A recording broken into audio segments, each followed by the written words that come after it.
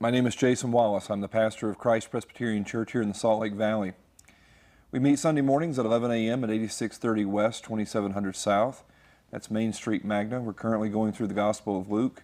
If you're looking for a church that emphasizes a reverence for God's Word, a reverence in worship, we encourage you to visit with us. We also meet Sunday evenings at 5:30, same location. We have a mission work in Logan that meets at 6:30 in the Faith and Fellowship Center, which is 1315 East 700 North. We have been going through a number of different topics that all have a common thread over the past weeks, and it all really basically boils down to a defense of the faith and how the Christian faith interacts with those who claim some other faith. We had Joel Layton with us for a couple of weeks. He is the president of the Atheists of Utah. Then we had Mark Hausum, who was part of that discussion, back with us, not by himself. And then we had the co-directors of Affirmation, a gay LDS group, and we've done a follow-up on that as well.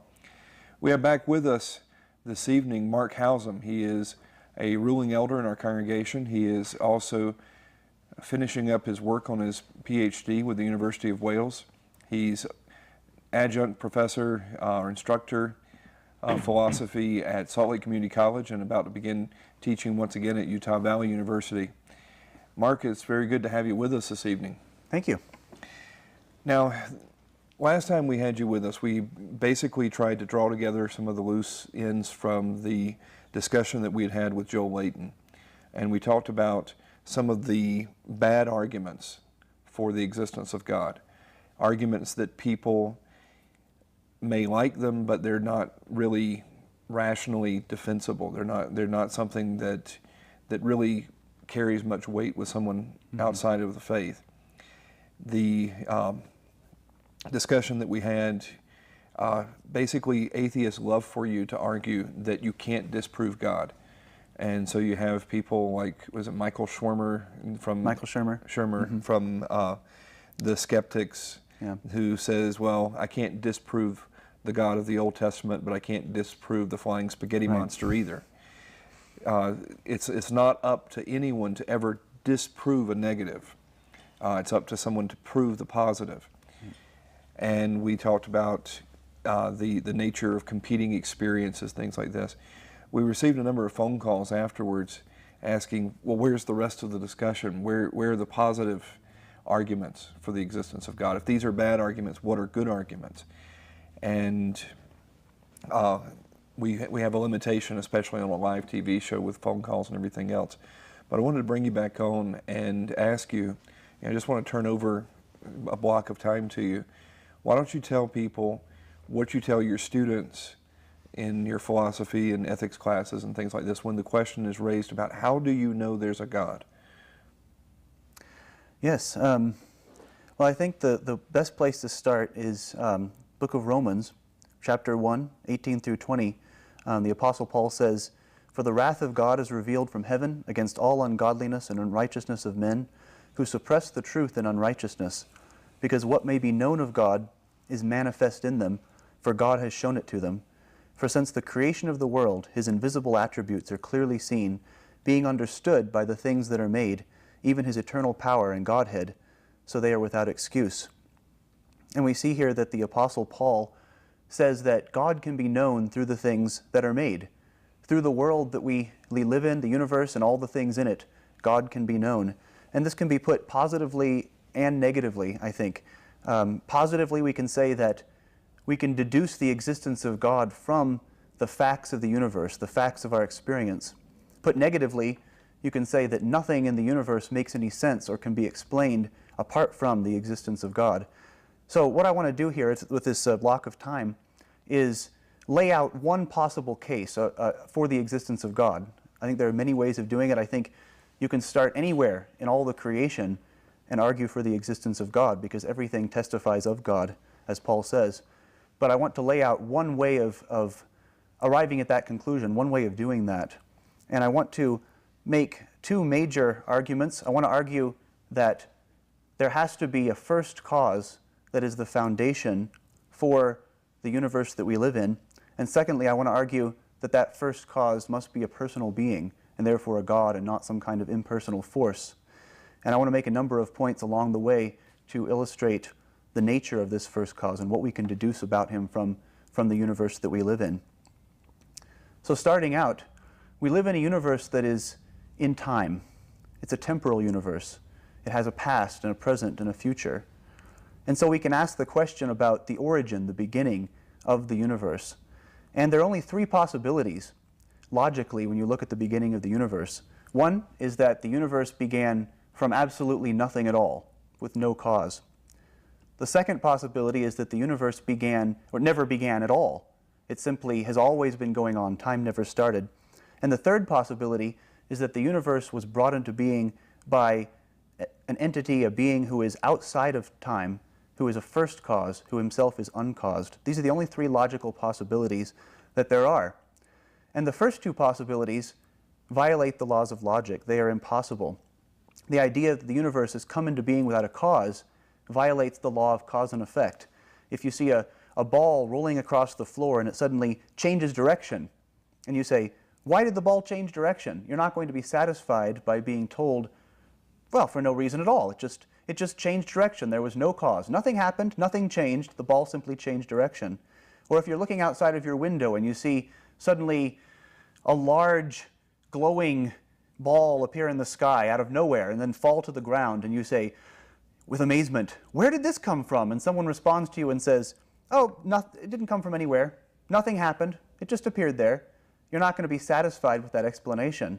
So how much less should we be satisfied by saying that the universe just pops into being out of nothing for no reason at all?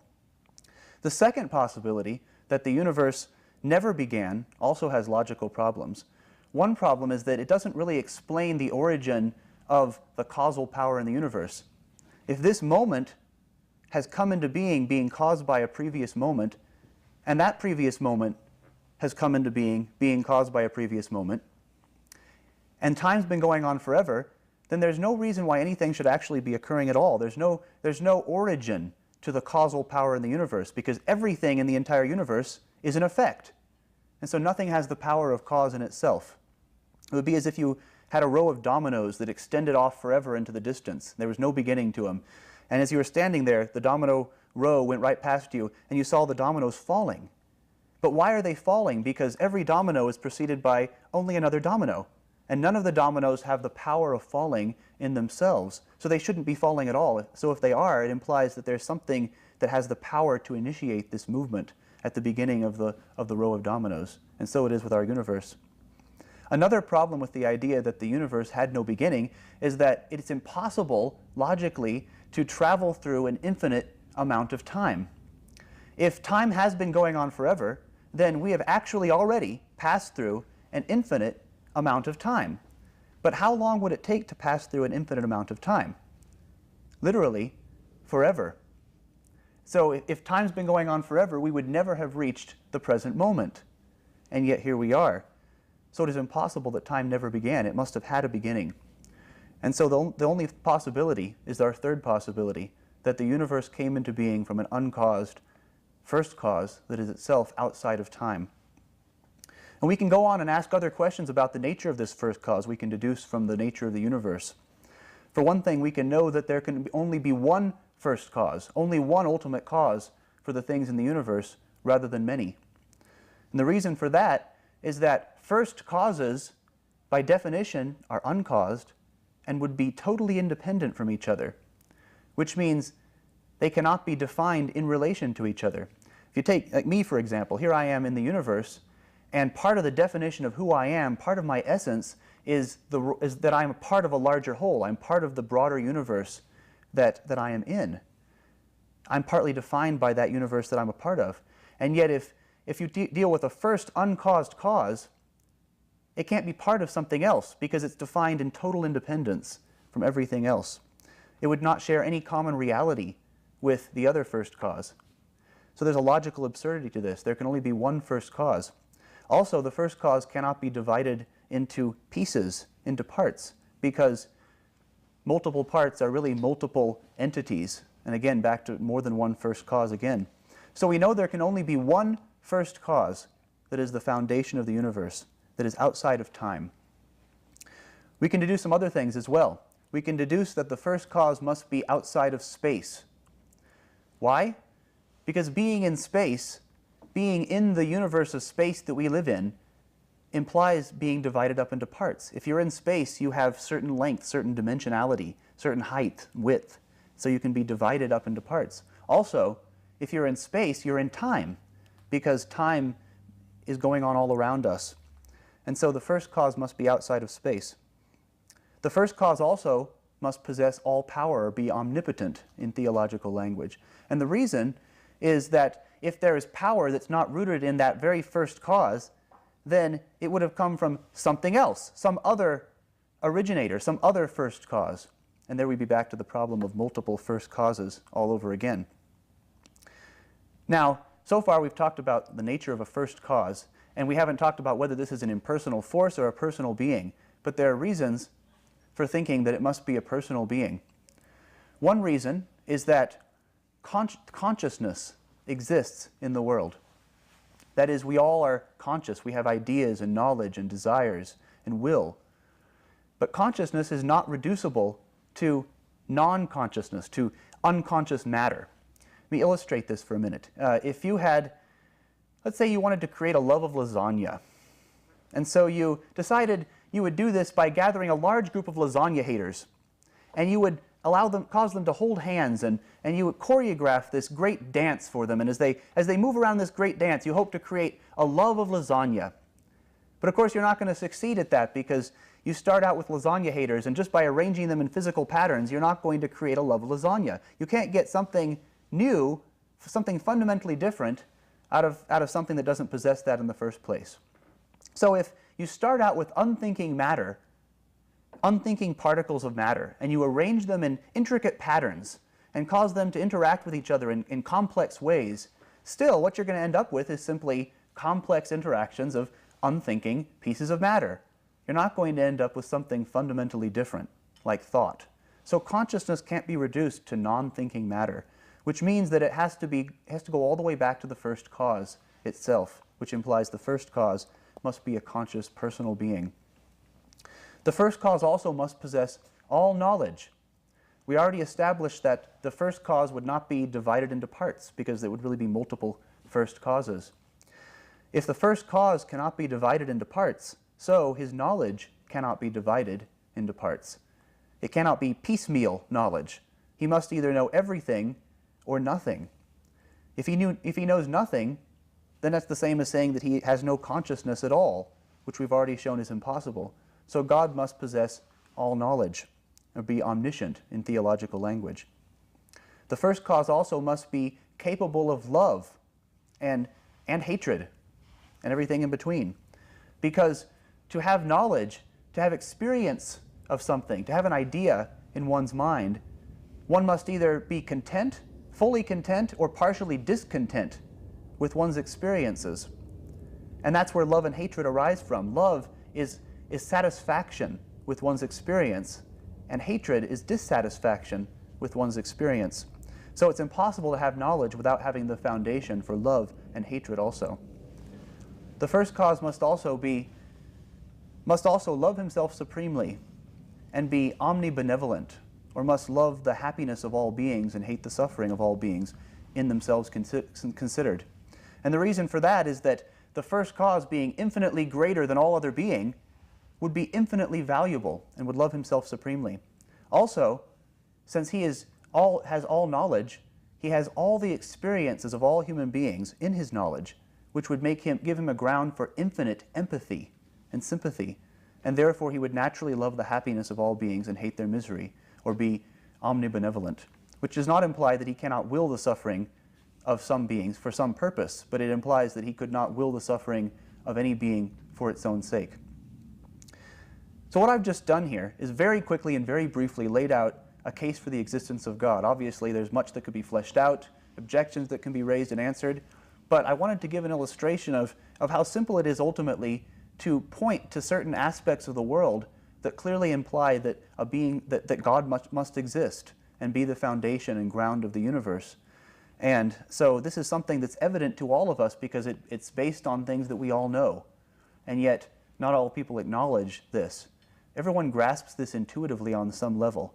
I spelled it out in an argumentative format, but it's grasped intuitively, and yet not all people acknowledge it, but only those whom God gives his grace to.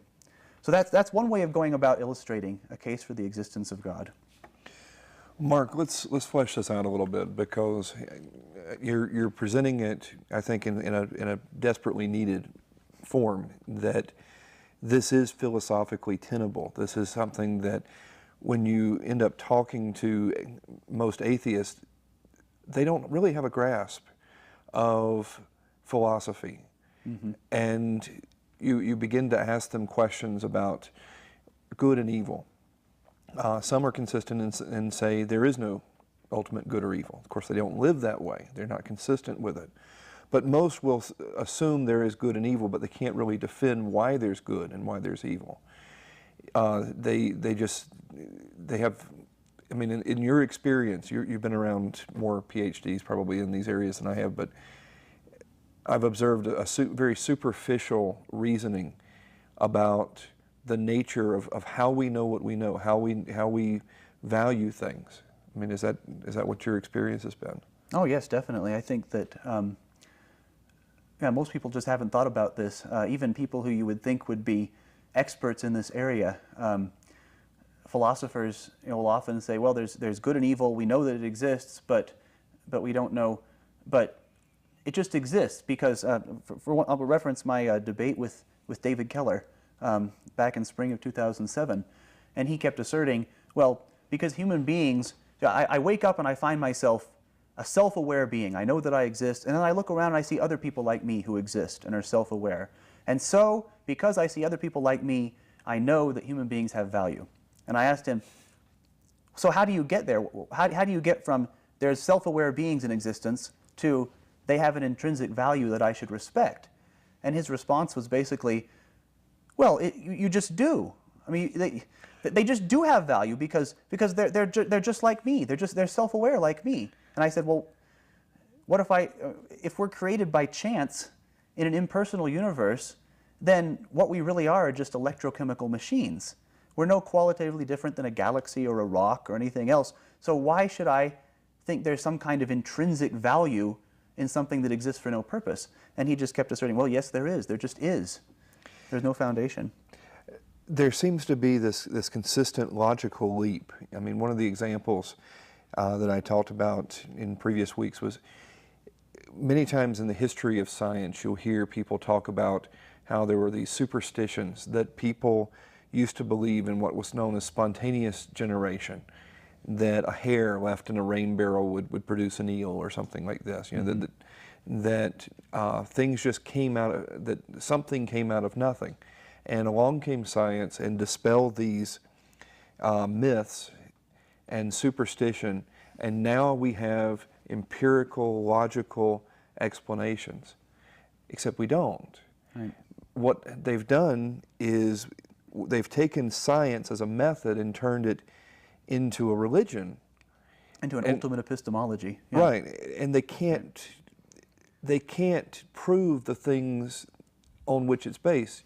Science, historically, has prospered in the West because we have a Christian worldview that there's a God who is rational, who has mm-hmm. created a rational universe that can be understood. And you see a number of books like Christ the Savior of Science, and a number of other titles out there that are written from a philosophical standpoint that Christianity has actually given the basis. When we had our discussion with Joel Layton, he said, time and matter equals a cell. And you say, how? Because a cell is so tremendously complex, and it just does. It's a gratuitous assertion. It's not logical. You know, we can say that there's good and evil because there's a God who is good, and He defines what is good yeah. and what is evil. Well, it's like if you want to take the good and evil example, if God created the universe, then this is a world with an author.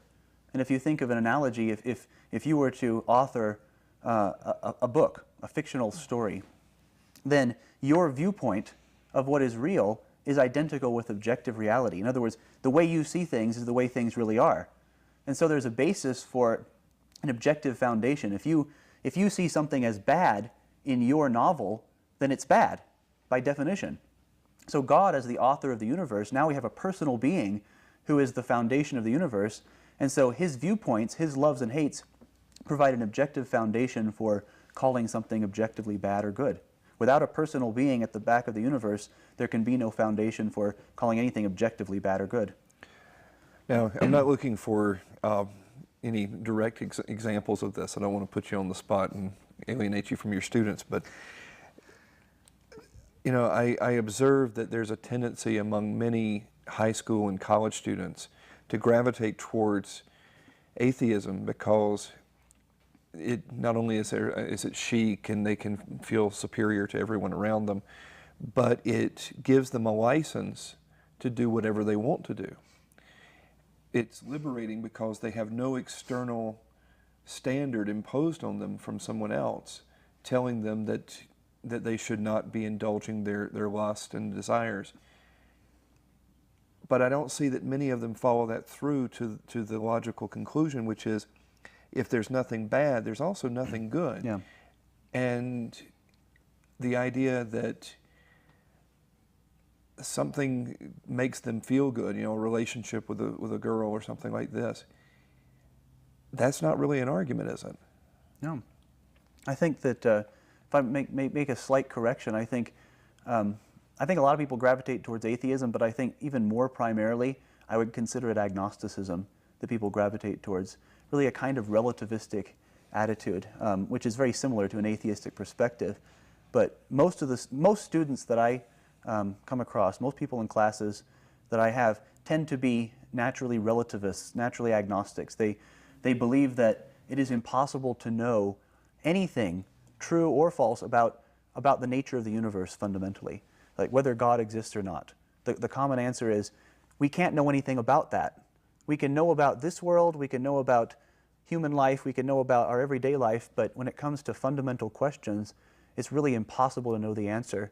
And that's really become a religion for them and for, I think, a lot of people in our culture. In fact, I would say that that's probably the official religion of the United States and perhaps European culture in general today, is that it's impossible to know the truth on these things. And so, of course, you exclude them, and it leads to the same conclusion you were talking about, that if I can't know anything about God, then I can't know anything about what God commands, which of course makes God's commands completely irrelevant to me. And so what do? Well, I do what I want. I figure out a philosophy that works for me. So you get this pragmatic approach to ethics and to lifestyle choices. If somebody asks you, why do we need God to know what's true? Can't we know what's true apart from God? How would you answer them? Well, without God, nothing exists. So you don't really have a foundation for a knower or anything to know, for one thing. And also, there would be no foundation for knowledge, because it's the knowledge of God that provides the foundation for our knowledge. So without participating in God's power and God's knowledge by being created, there would be no basis for knowing or being able to do anything at all. Let me play devil's advocate for a moment here. If someone would be tempted to come back to you and say, why all this knowledge of God? Can't I simply see and taste and touch and measure and logically think things out and know what's real apart from any knowledge of God? Well, you can reason, you can use logic, you can do these things without acknowledging God in a sense, but the foundation for these things depends on the existence of God. Basically, this is a universe, as I pointed out, that only makes sense if God exists, and so it'd be borrowing ground from the Christian worldview, basically from a theistic worldview, in order to reason. So it's assuming the conclusion of a theistic Christian argument, but jettisoning the assumptions that upgird it, that uphold it, basically undergird it. So in other words, if I can't see microwaves. We have things that can demonstrate their presence and we can see effect and things like that. But also beyond that, how do I even know what I'm perceiving is real? I mean, if someone slips some LSD into my drink, then I would be perceiving things very differently than they are now. I think it's a very naive view of how we know what we know. It was called the discipline of epistemology. Mm-hmm. We're going to go ahead and open up the phone lines if you'd like to join in the conversation. We're going to be talking about how do we know there is a God? And there are many different arguments for that. What we have been talking about so far is more of a philosophical argument for the existence of God, because honestly, what most people, from my perspective, argue against Christianity is they set up a straw man and they have a very naive view of how they even know what they know. They'll argue there's right and wrong, but they just make gratuitous assertions. They can't really logically present a worldview that they are consistent with. They just make jumps and leaps, and all they know how to do is to take pot shots at the people they disagree with. Well, Mark, I want to flesh this out a little more, but I want to tie it into something I talked about last week, the myth of neutrality. We've just talked about there not being a possibility of stepping outside of the created order and knowing what's real. There's no, as the philosophers would say, no uninterpreted facts. Facts are interpreted in the light of our religion.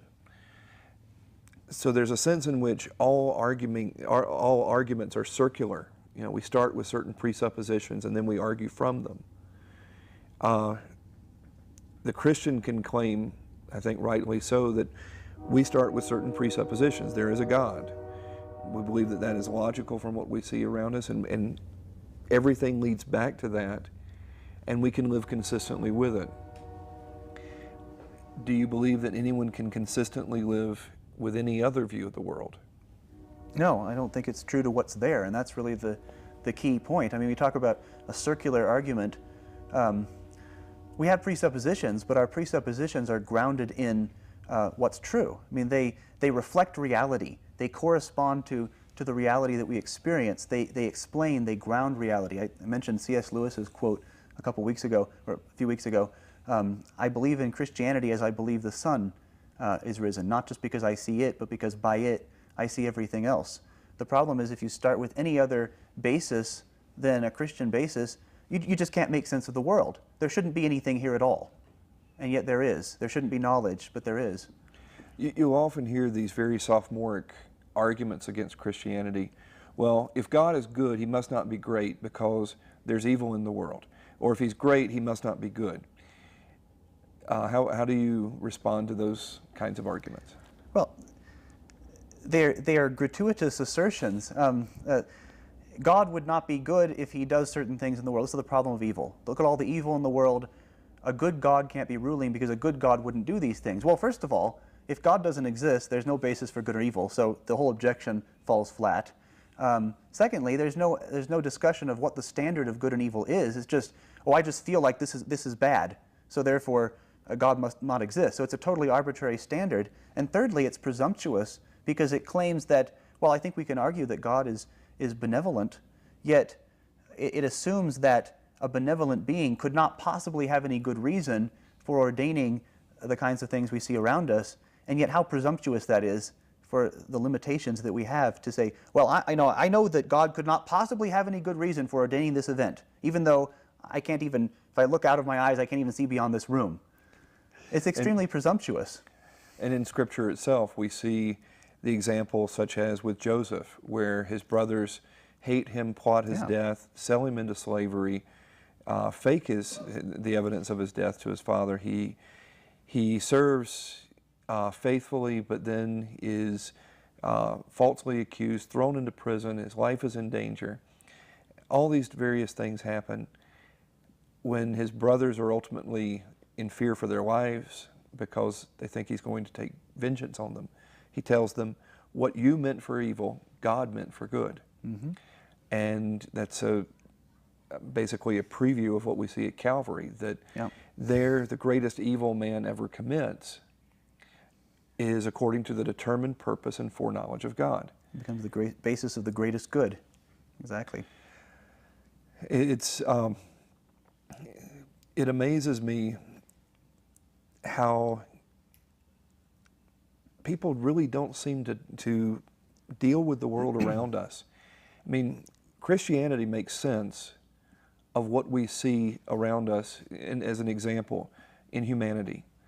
We see that there is a genius in humanity.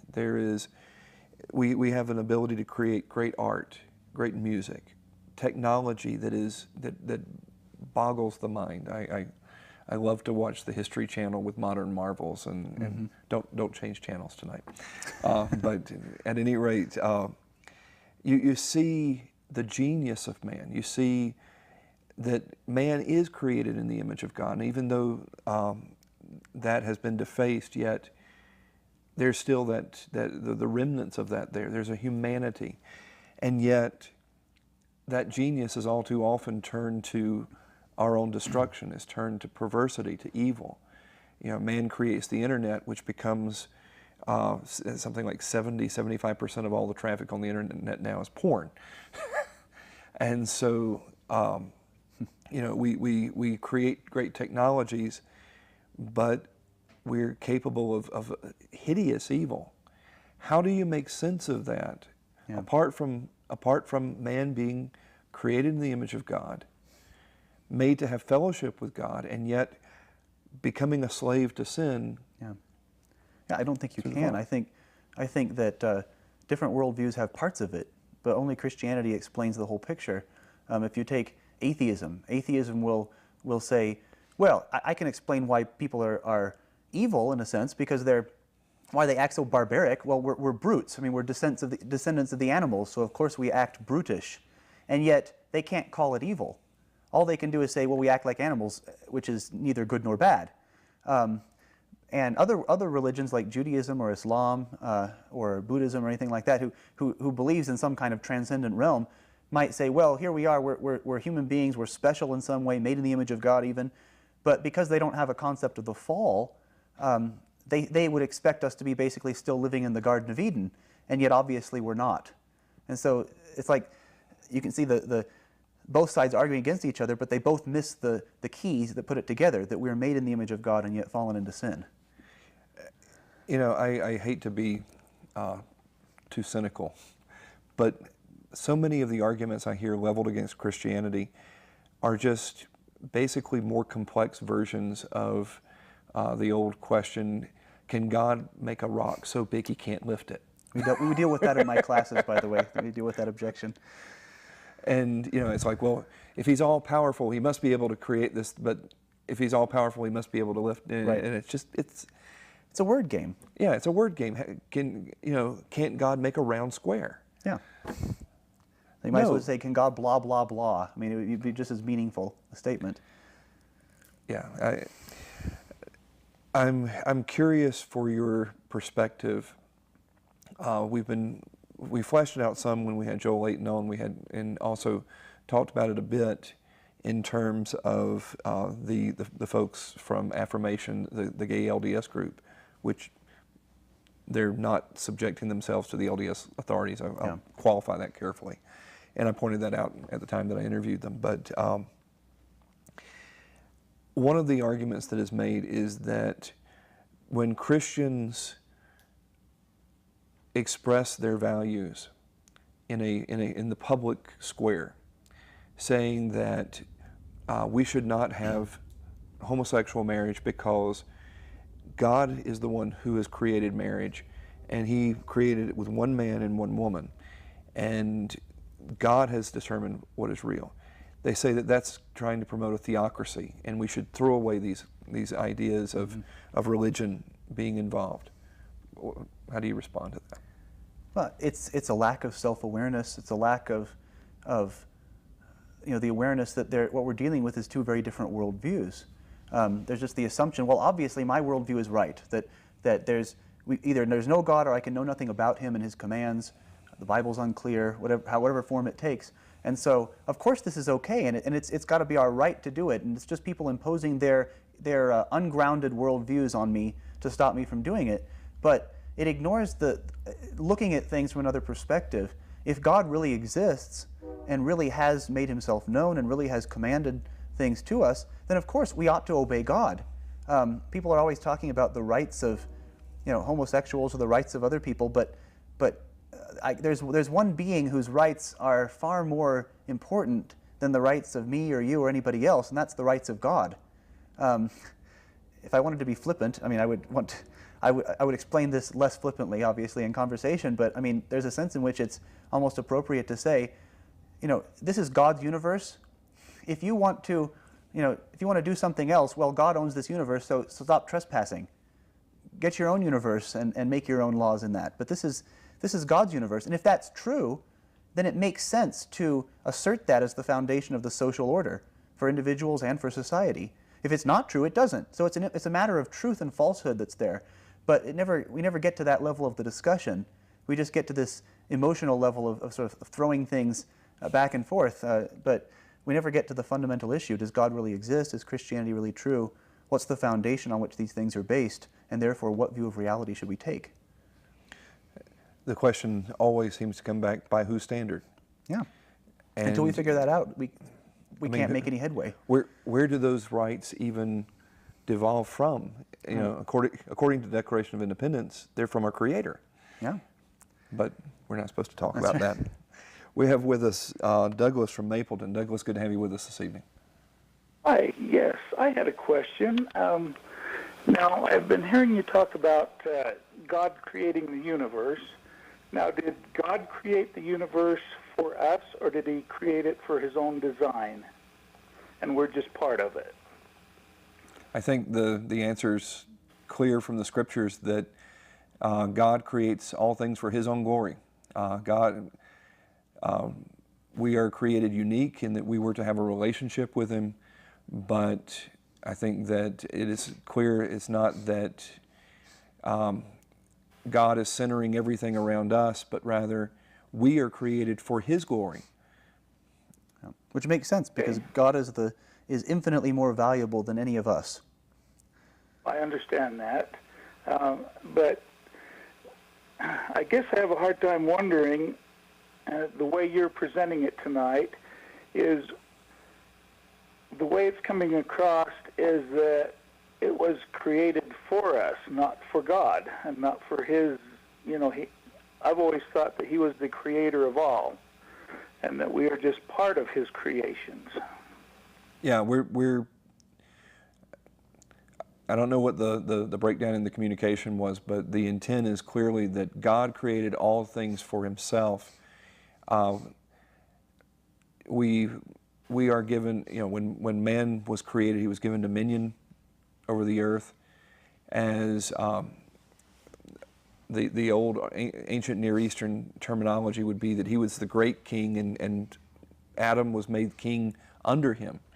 But even Adam was made for the glory of God. I see. I guess what kind of threw me is at the very beginning, when you were talking about the different aspects of being created, like if it was created out of nothing, or if it was created out of this or that, it would follow that creation cycle, I guess, is the way I followed it. But that's not what you were saying. No, basically what I was saying is that the universe is in time. We have to talk about where it came from. And I was saying there's three possibilities for where it came from. It either started from no cause at all, nothing caused it, or it's never started, or God had to start it, basically. And after ruling out the first two as being illogical, the conclusion is that God is the foundation of the universe. And that he created it for his... Yeah. Okay. Yeah. My argument didn't really talk about the reason why God created it, but that would be it. Right. Yeah. Correct. Yeah. I see. Douglas, really appreciate you calling. All right. Thank you. Good night. One of the things that has been in the news a lot, people are horrified by the idea that Christians would bring their religious convictions to the ballot box, or even worse, to the public forum. and that we would say that people should not kill babies, that people should not redefine marriage contrary to the way that God defines marriage, that the state, a Christian understanding is that the state doesn't create marriage. God created marriage, and the state recognizes what was already there. The state doesn't create the right to anything. They can create privileges. They can create licenses to do things that would otherwise be forbidden and things such as this. But our rights don't come from the state. And if they do, then the state can take them right away. Yeah. What we heard from Joel Layton and what we've heard from others is they have absolutely no problem imposing their worldview, which they would not consider to be a religion, but rather Right. just pure reason. But it's a religious conviction, isn't it? Yeah. Joel Layton said that the state should view religious education of children as a form of child abuse. He said that, and he did back up a little bit when that was pressed, but that was something he seemed to heartily agree with at the time. And he also thought that the state should take my money against my will and use it to experiment on fetuses to cure his wife with multiple sclerosis. How would you respond to the idea that that's not a religious conviction? No, it's a point of view. It's a worldview, just as much as the Christian worldview is a worldview. And of course, it's not neutral because not everybody holds it. I mean, you can't claim to be neutral if there are people who disagree with you. So you have to go underneath these and say what's actually true, what represents reality, and just to assert something as being obviously true is not going to work. And of course, what's behind that is a very popular political philosophy made popular by a guy named John Rawls, who argued that in order for a pluralistic society to work, people have to leave behind their peculiar sectarian beliefs and unite around a common table of beliefs that everybody can hold, or at least all reasonable people will hold. The problem, of course, is that common table ends up being whatever worldview happens to be in power at the time, and if you don't agree with it, well, you're just being unreasonable. And so it's just a way of sort of using power to squash the opposition rather than having an open dialogue to talk about what's really true. I get so tired of these very thinly veiled things that people seem oblivious to the fact that they are just power plays. People want tolerance. They want equal rights. They use all this jargon for things without ever questioning why is it good. Yeah. And when people assume positions of power, then they impose their own position. And what we have in the homosexual movement is an attempt to redefine reality. They're trying to redefine marriage. I don't think it's so much as a desire to be considering themselves married as to destroy the distinction of biblical marriage and the biblical family. I mean, you hear it coming at us from all different directions. There is a war against the family because the family stands in the way of the state being God. And people want the state, they want their manipulation of the state's powers to define all of reality. And they have to get rid of the family and the church to be able to have that totalitarian state come into existence. There was something written 20 years ago in a homosexual newspaper in Boston that I'd like to share with the viewers tonight. I'm sorry for the vulgarity of it, but it's something I think that it's important to understand the nature of the opposition. It's not as if the Christians are being mean and trying to impose their view of reality on others, and that we're the only ones that would have views about what's right and wrong and what should be prohibited by the state and what should be allowed. We see from the atheists, not just Joel Layton, but we see it from, was it Hitchens? Not Hitchens, but who was it that was calling for religious education? The God Delusion. Yeah, Richard Dawkins. yeah. Richard Dawkins. Richard Dawkins was saying that the state should criminalize me teaching my children anything about religion. Here's something that we have from a homosexual newspaper. It was supposedly written as a satire, according to many people later, and it is qualified that it was the venting of the oppressed if they could ever get into power. But let's look at, this was written by Michael Swift in the Gay Community News in February of 1987. He says, this is if he gets into power, "We shall sodomize your sons, emblems of your feeble masculinity, of your shallow dreams and vulgar lies.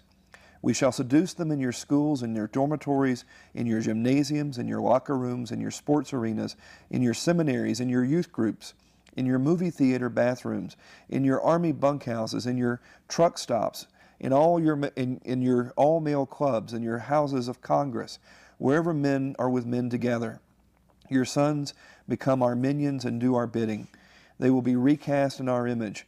They will come to crave and adore us." And we have some other excerpts here. "All laws banning homosexual activity will be revoked. Instead, legislation shall be passed which engenders love between men. If you dare cry, 'Faggot, fairy, queer' at us, we will stab you in your cowardly hearts and defile your dead puny bodies. There will be no compromises. We are not middle-class weaklings. Highly intelligent, we are the natural aristocrats of the human race, and steely-minded aristocrats never settle for less. Those who oppose us will be exiled. We shall raise vast private armies, as Mishima did, to defeat you. We shall conquer the world because warriors inspired by and banded together by homosexual love and honor are invincible, as were the ancient Greek soldiers. The family unit, spawning ground of lies, betrayals, mediocrity, hypocrisy, and violence, will be abolished. The family unit, which only dampens imagination and curbs free will be eliminated. Perfect boys will be conceived and grown in the genetic laboratory. They will be bonded together in communal setting, under the control and instruction of homosexual savants. All churches who condemn us will be closed. Our only gods are handsome young men. We adhere to a cult of beauty, moral and aesthetic. All that is ugly and vulgar and banal will be annihilated. Since we are alienated from middle-class heterosexual conventions, we are free to live our lives according to the dictates of the pure imagination. For us, too much is not enough. Tremble, hetero swine, when we appear before you without our mask." Now, in case you think that that's just one little isolated thing, and that that's some nut out there, Elton John, BBC has reported several occasions, has said that if he was in power, he would outlaw religion because he believes that all religion has made people into lemmings and that it all leads to hatred of homosexuals. And so if he was in power, he would impose his will. He would impose his value system on everyone else. And so this idea that somehow or another Christianity, by saying this is good and this is bad, is unique, and that can't we just get away from good and bad, is something that is farcical.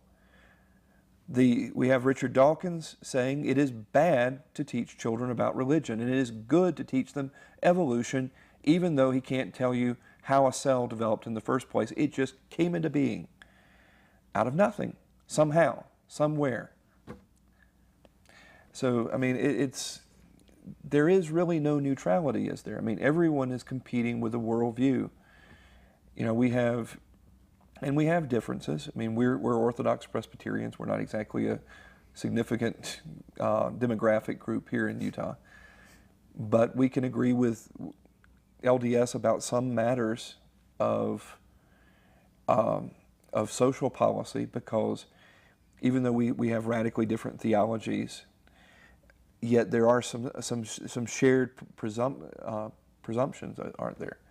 Yeah, although I would argue that LDS theology is actually probably closer to atheism than to than to Orthodox Christianity if you follow it through. Well, I mean, with respect to LDS for many fine things, their God is no God. He's an exalted man. He's a finite creature of an infinite of a timeless. Yeah, but more universe. superficially speaking, though, I mean, yeah, there are certain moral standards that are closer. In terms of defining marriage, in terms of at least since the Second Manifesto. Yeah. But defining marriage, defining things such as abortion being the murder of children, there are things that, at least on some cultural levels, that we would agree on, and that's I appreciate, despite radical differences, I think it's a false God and false gospel, but I appreciate that they were used to help pass Proposition 8 in California.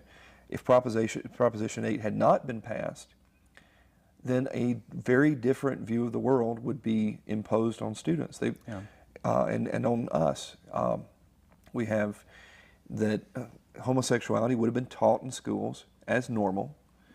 We would have had situations where churches perhaps could lose their tax-exempt status for not having homosexual members, for not performing homosexual weddings. We have tax monies already being taken from Salvation Army and things like this because of their stance. So anyway, if you want to try to get in, we still have a few minutes left. The phone number here is 973-TV20. That's 973-8820. Mark, I'm curious, your students, do they have much of a grasp of why they believe the things they believe? I think students in general, represent the broader culture in a lot of ways, and in not really having a very good grasp of that. I think the ability to critically analyze one's beliefs is not something that's taught very much in this culture.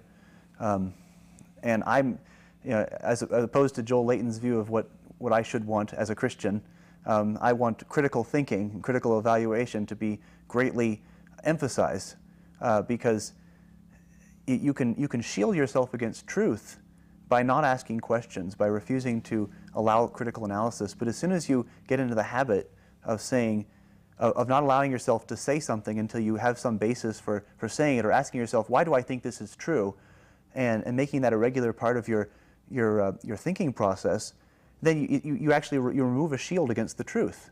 The truth can come at you and has a much more powerful influence on you. So I think that a lot of people in this culture they do not know how to think. They don't know how to question assumptions.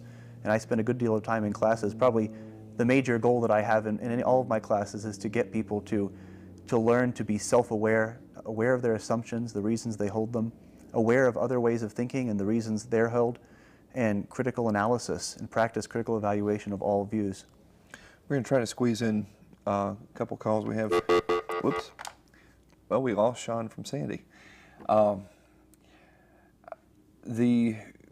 In terms of how Christians deal with unbelievers, how do you see that we should deal with people? I mean, often people say, well, we shouldn't reason with people. We should just share our feelings, our experience, and try to get them to follow that. I mean, people we're a fallen race, and nobody is going to come to Christ through being brought by any kind of human power of persuasion or anything like that. And yet, God has given us the privilege in this world to be means of grace. And if you look at Paul's example in the book of Acts, for example, he preaches the gospel, but that involves reasoning with people. He reasons with the Jews in the synagogue. He reasons with the Greek philosophers. What did he do when he went to Mars Hill? He reasoned with them. He said, on your own presuppositions about God, your idolatry makes no sense, in an effort to bring the truth home to them. And I think that we should, we can reason with people, knowing that God can use what we do. We're going to squeeze in one more call. James from Salt Lake City. It's good to have you with us. Oh, yes. Evening. I have to make it really quick, please. Your guest, what qualifications he has, and then after I called in, then it flashed up on the screen. He teaches what kind of class at the community college? I teach well, right now I'm teaching two introduction to philosophy classes and a class on ethics. I've also taught philosophy of religion. Okay. I just like to reason with you on your comment about the predominant religion in the area. I happen to be LDS, and I don't know why you would say that about the LDS religion. And a couple of books that I think are very interesting. Have you heard of Saved by the Light by Daniel Brinkley? I think so, but I'm not very familiar with it. James, He's will the you? guy that got shocked by lightning when he toured with Dr. James that coined the term a near-death experience. Uh-huh. If you Yeah, kind of that's read his familiar. paperback, Saved by the Light, it's non-denominational, but he does Okay. state in there that the LDS religion seemed to correlate with what he saw on the other side Okay. closer than any other religion. He doesn't endorse the LDS religion, but he did make that comment, and I thought it was interesting. James, I'm sorry, we have to wrap up the show here. Okay. Thank you for calling. Have you heard of the book Jesus Christ, the Number of His Name by Bonnie Grant? James, No. I'm sorry, we don't have any time left. All right. Appreciate you calling. If you want to see some of our critiques of the LDS faith, you can go to our website, ancientpaths.tv. You can see dialogues that we've had with Alma Allred, an instructor at the LDS Institute, and also Martin Tanner. And also some of our debates have been online, are online as well. Well, we've come to the end of the episode. We invite you to worship with us soon. If you're looking for a church that takes God and His Word seriously and tries to promote family worship and reverent worship as well in the community, invite you to worship with us soon. Until next time, we wish you God's blessings. Good night.